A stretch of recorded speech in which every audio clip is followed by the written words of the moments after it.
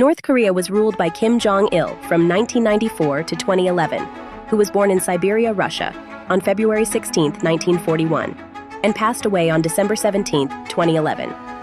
He succeeded his father, Kim Il-sung, who became the first premier of the newly founded Democratic People's Republic of Korea in 1948 and served as its leader until his death in 1994. Birth, education, and early role in government.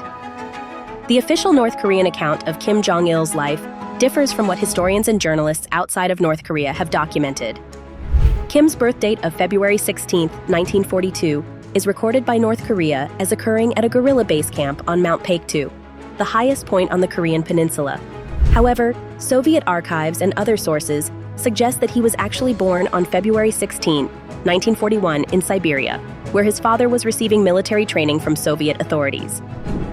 According to North Korea's official biography, Kim Jong-il was born with numerous precocious abilities and was greeted by auspicious messages, such as the appearance of a double rainbow in the sky.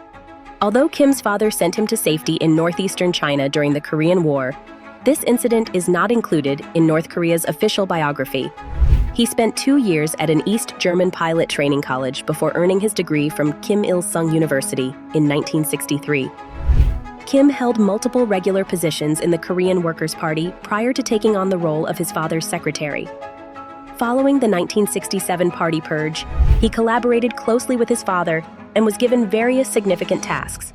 However, Kim was appointed in September 1973 to the powerful position of party secretary in charge of organization, propaganda, and agitation.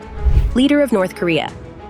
Kim was officially selected as his father's successor in October 1980, was given leadership of the military forces in 1990 to 91, and held high-ranking positions on the Central Committee, Politburo, and the party secretariat. Kim Jong-il took over as North Korea's official leader after Kim Il-sung passed away in 1994 due to a heart attack. In October 1997, he was elected chairman of the KWP, and in September 1998, he formally took over the country's highest post. The Supreme People's Assembly eliminated the presidency and gave Kim Il-sung the honor of being called the Eternal President after his death.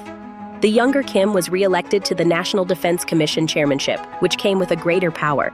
During his leadership of Korea, Kim enhanced the ideology developing around the newly founded Kim dynasty and strengthened the country's status as a hermit kingdom.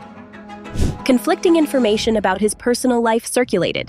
The majority of it is untrustworthy and, most likely, designed to increase the opacity around his acts. It was known that Kim was interested in the arts and supported increased innovation in literature and film, although the products remained essentially propagandist tools. Kim, a recognized film buff, ran a movie studio before becoming the country's leader. Kim had a South Korean film director, Shin Sang-ok, and his wife, actress Choi Yoon-hee, kidnapped to the north in the late 1970s and forced to work until their release in 1986. Talks with South Korea and the question of North Korea's nuclear status. Following his rise to power in North Korea, Kim encountered a weakening national economy and an epidemic that claimed the lives of over 2.5 million people. This circumstance prompted him to modify North Korea's long-standing isolation policy, and as a result, Kim worked to strengthen relations with other nations in the late 1990s and early 21st centuries. Furthermore, he appeared to be following the terms of a 1994 agreement known as the Agreed Framework with the United States, under which North Korea agreed to dismantle its own nuclear program in exchange for an outside party constructing 2 nuclear reactors capable of producing electric power. South Korea was the primary contractor on the project. After the U.S. decided to lift its economic sanctions against North Korea, Kim stopped testing long-range missiles in 1999. In June 2000, Kim had a meeting with Kim Dae-jung, the leader of South Korea. The decision to move toward reunification was made during the first summit between the leaders of the two nations. Ties were also established with Australia and Italy. The US, South Korea, and Japan maintained diplomatic channels with North Korea in order to maintain regional peace and improve North Korea's human rights condition. However, at the same time, the agreed framework began to fall apart due to North Korea's apparent reluctance to follow its conditions. In 2002, relations with the United States significantly worsened when President George W. Bush characterized Kim's regime, along with Iran and Iraq, as part of an axis of evil. It was thought that North Korea was enriching uranium at one of the nuclear facilities, where operations were officially halted by the agreed framework.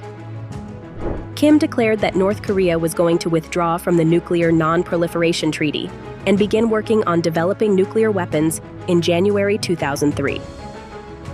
The nuclear status of North Korea remained an international issue. It was widely believed that Kim's regime was using it as a negotiating tool to obtain financial assistance and prevent the ongoing tensions with South Korea from getting worse. The country declared in October 2006 that it had carried out an underground test of such a weapon. Talks were suspended for several years, but another deal was struck in 2007. The verification of North Korea's compliance, however, remained unsettled. Another breakdown in inter-Korean relations started with the election of Lee Myung-bak as president of South Korea in December 2007, when Lee adopted a more assertive stance towards his North Korean counterpart. Over the next few years, North Korea conducted occasional weapons tests, including a second underground nuclear test in May 2009. The North-South relationship reached a breaking point on multiple occasions, most notably in 2010, when the South Korean warship Cheonan was sunk in March close to the maritime border, and 2 South Korean Marines were killed in a military skirmish in November on Yongpyong Island in the same area. Declining health and death. After Kim disappeared from the public eye for several months, there were rumors in 2008 that his health was declining.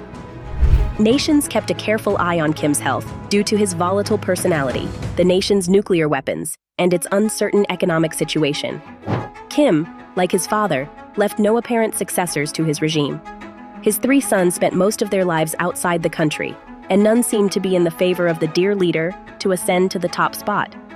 There appeared to be no visible mechanism for a transition of power, leading many international analysts to predict mayhem upon Kim's death. However, due to the North Korean government's predilection for secrecy, this was too hard to know. When talking about health, one theory was that he had suffered a stroke. Kim and the North Korean political establishment began a series of steps the next year that seemed to be intended to designate Kim Jong-un, his youngest son, as his successor. On December 19, 2011, North Korean official media declared that Kim had passed away 2 days earlier on a train, and Kim Jong-un was named the country's supreme leader. That brings us to the end of this video. What are your thoughts about the supreme leader? Write your thoughts in the comment section. Let's meet again with our next video.